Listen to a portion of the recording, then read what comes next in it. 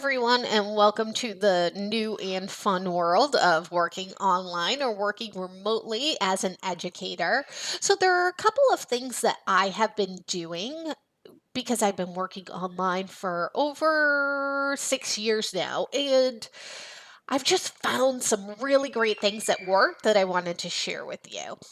So, the first thing I wanted to bring up is I use Spark Pages all the time for my students. They really love them. It's an easy way to keep everything nice and, in one place for them.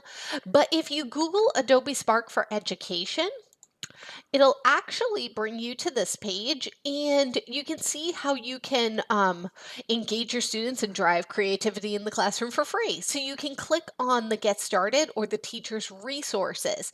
So this might be a great way for you to take a dive into making a Spark page.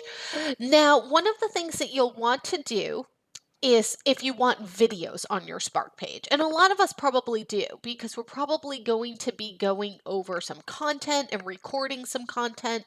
You're also going to want to make your own YouTube page. So that way you can post your videos on your YouTube page to then link the URL back to your Spark page. Spark is really easy. There's no coding. There's no anything. You really just pick a template and type in what you want to use, kind of like a Microsoft Word template or even a Microsoft PowerPoint template. So let's do the teacher resources.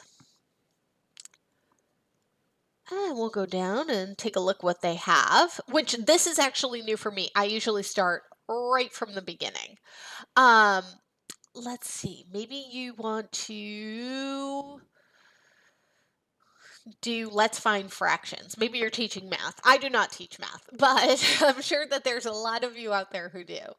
So you can see a sample of this. And there's so many. Hold on, let's go back to where we were. And it looks like you can click here maybe.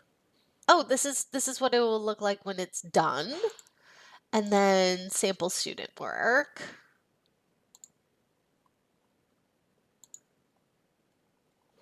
So you can see how this instructor had put this together, which is great.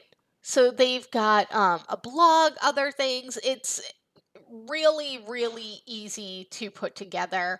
I'm going to close that out and I'm going to click right on the Spark icon up here. And it's going to let you get started now. Now, I've already created a whole bunch of Spark pages. So what you will want to do is you're going to want to make a page. So that's going to be your project. It's kind of hard to sometimes see where to start, and it's actually a page that you want to make, so a web page. So you would go down to either Popular or Grow Your Business and pick the web page version. And as I was saying, you just start to put things in. So maybe you're teaching Math 101 and you want to add a photo to the background. You would click on this little plus sign right here, click photo. You can either upload a photo or just search for free. So let's just put in math. And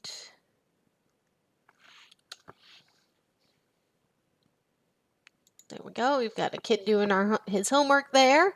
And then you can scroll down, click to add a video. And this is what I mean. Just grab your YouTube link and put it in. I'll just show you quickly. This won't be a math related one, but still copy and share. And add that in. And then you could even, add in some text. Maybe you wanted to do some problems for them to solve. Maybe you want to do a split layout where you can put an image right here and put some text right here that they need to solve. There's so many different options for you. So definitely take advantage of Adobe Spark. I think it's going to make your life a lot easier and keep things a lot simpler when you're trying to get that information out to your students. So another thing that I do is I use Square, and it's a free version of Square, and I have made a Square, it's squareup.com, but I've made a booking site that my students can book time with me. So you can see that there's a calendar. You can go to your settings.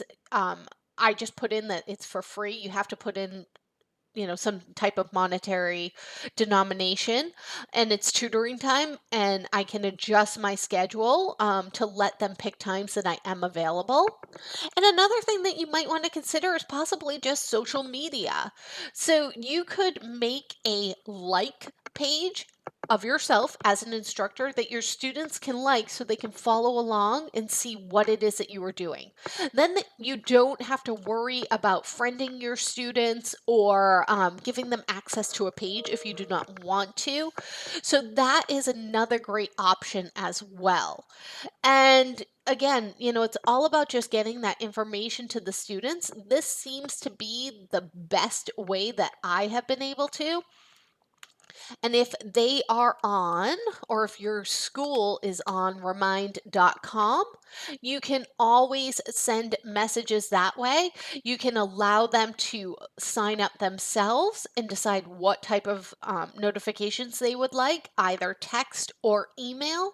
And again, just a great way to be able to keep everyone in the loop. So stay safe out there, have fun teaching online, and I hope you all have a great day.